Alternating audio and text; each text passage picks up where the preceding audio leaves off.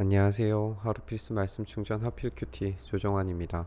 오늘 함께 나눌 하나님 말씀은 누가복음 2장 41절에서 52절까지 말씀입니다. 함께 읽으면서 묵상하겠습니다. 예수의 부모는 해마다 6월절에 예루살렘으로 갔다라고 이렇게 설명합니다. 12살이 되는 해에도 절기의 관습을 따라서 6월절을 지키러 예루살렘에 올라갑니다. 그런데 이들이 절기를 마치고 돌아오던 그때에 예수님께서 예루살렘에 그대로 머물러 계셨어요. 근데 부모가 이것을 몰랐죠. 일행 가운데 있으려니 생각하고 하룻길을 갔다라고 이렇게 설명을 합니다. 그러니까 굉장히 큰 규모의 여행 순례의 어떤 공동체가 있었고 그들이 함께 움직였기 때문에 아이들끼리 또 남자들끼리 여자들끼리 굉장히 큰 그룹이 움직였다라고 생각을 하면 분명히 이런 사건들이 일어날 수 있을 것 같아요. 그래서 이제 찾았는데 하룻길을 갔는데도 못 찾게 되니까 친척들과 친지들 가운데에서 찾았는데 찾지를 못하게 된 겁니다. 지금 아직 이제 성년의 역할을 감당하기에는 어린 나이라고 판단을 하고, 그리고 아직 어떤 대사회적인 역할을 할 수 없는 나이고 보살핌을 받아야 하는 나이의 어린 아이이기 때문에 이 예수의 부모로서 어떤 부모의 역할을 감당해야 된다고 하는 측면에서 아이를 잃어버린 것은 굉장히 큰 충격이었을 거예요. 그래서 찾지 못하니까 예루살렘으로 돌아가서 막 찾아다니기 시작을 합니다. 사흘 뒤에나 되어서 성전에서 예수를 찾아냈는데 선생들 가운데 앉아서 그들의 말을 듣기도 하고 그들에게 묻기도 하고 있었다라고 이렇게 이야기를 합니다. 3일이나 지나서 이 아이를 찾아요. 성전에서 선생들 가운데서 가르침을 주는 사람들 가운데에서 말을 듣기도 하고 그리고 묻기도 하고 그리고 이제 대답을 하고 있었죠. 그러니까 그의 말을 듣고 있었던 사람들은 모두 그의 슬기와 대답에 경탄했다라고 이야기를 합니다. 그냥 가르침을 받기만 한 게 아니라 질문하고 그리고 대답하고 거기에 어떤 뛰어난 어떤 그 대답들을 했다라고 그렇게 보여집니다. 그러니까 이 부모가 예수를 보고 놀라서 말합니다. 얘야 이게 무슨 일이냐? 내와 너의 아버지와 내가 너를 찾느라고 얼마나 애를 태웠는지 모른다라고 이렇게 이야기를 하는데 이 애를 태웠다라고 하는 게 굉장히 극심한 스트레스와 고통 가운데에서 아이를 찾았음을 보여주는 굉장히 특별한 단어예요. 몇 번 쓰이지 않은 단어입니다. 이 애를 태웠다라고 하는 표현을 통해서 이 마리아가 이 아이에 대한 극진한 어떤 사랑을 발견을 하게도 되고 이 고통스러운 어떤 감정들이 이전에 이제 그 아이를 발견을 했을 때에 그 아이가 태어났을 때에 사람들에게 드러났을 때에 칼이 너를 찌르리라라고 하는 어떤 그런 표현들까지도 우리가 한번 엮어서 생각해 본다면 벌써 이제 그런 일들이 벌어지고 있는 거예요.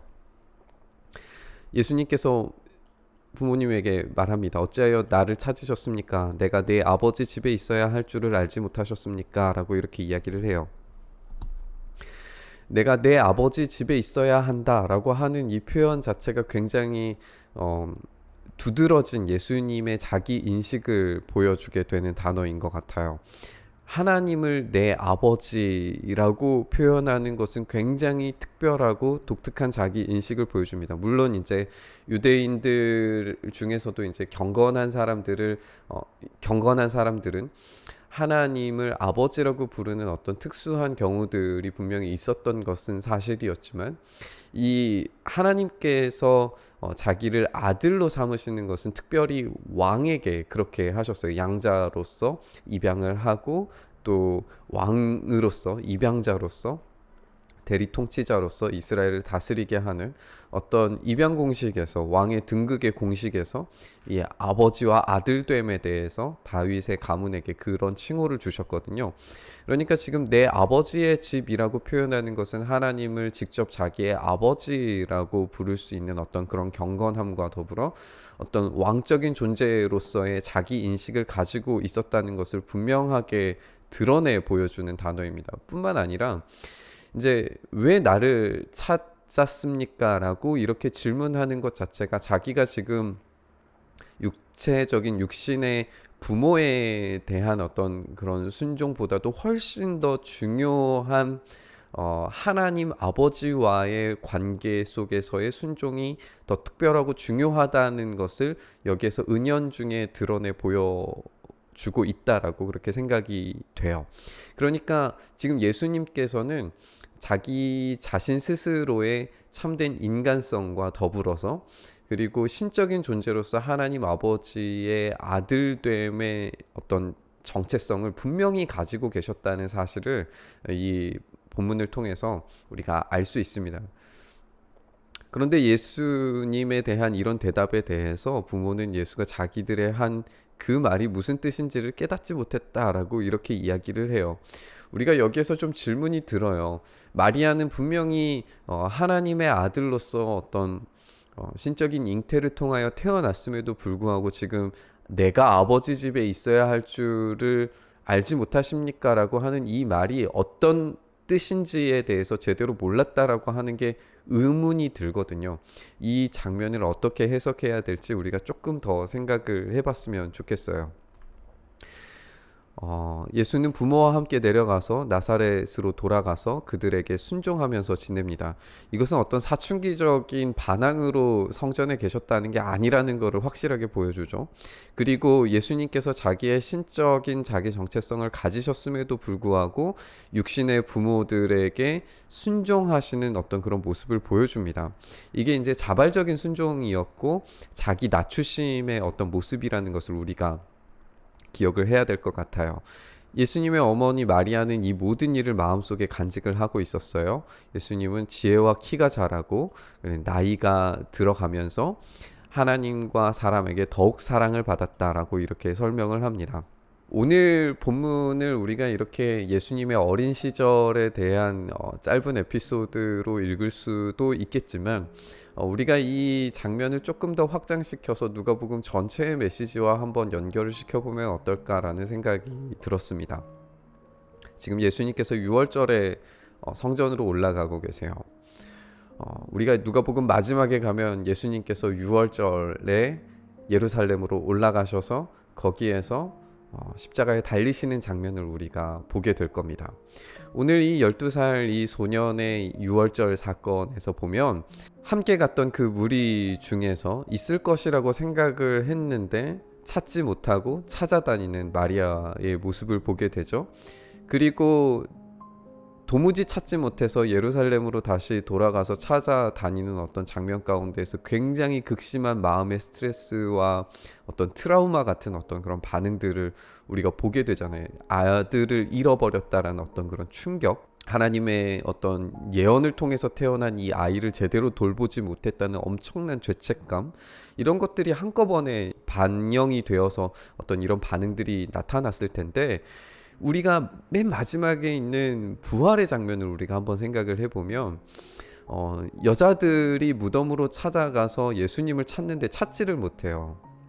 찾지 못한 상태가 3일 동안 지나잖아요. 오늘 본문에서도 3일 만에 예수님을 찾았고 천사가 나타나서 이야기하죠. 왜 죽은 자들 가운데서 네가 찾으려고 하느냐. 그들이 가지고 있었던 어떤 극심한 스트레스와 어떤 고통과 슬픔 막 이런 것들이 이 한순간에 이제 사라지게 되는 거예요. 그러면 예수님이 그때 당시에 부활하신 예수님께서 어디에 계셨는가? 당연히 저 영원하신 하나님 아버지의 집에 계시지 않았겠어요? 오늘 이 장면이 단순히 예수님의 어린 시절에 있었던 에피소드로 물론 읽을 수 있지만 누가는 이 장면을 통해서 어쩌면 은연중에 마지막 최후의 누가복음 마지막 결말부에 있을 그 부활의 사건을 예비적으로 보여주지 않았을까라고 하는 생각이 들게 되는 겁니다.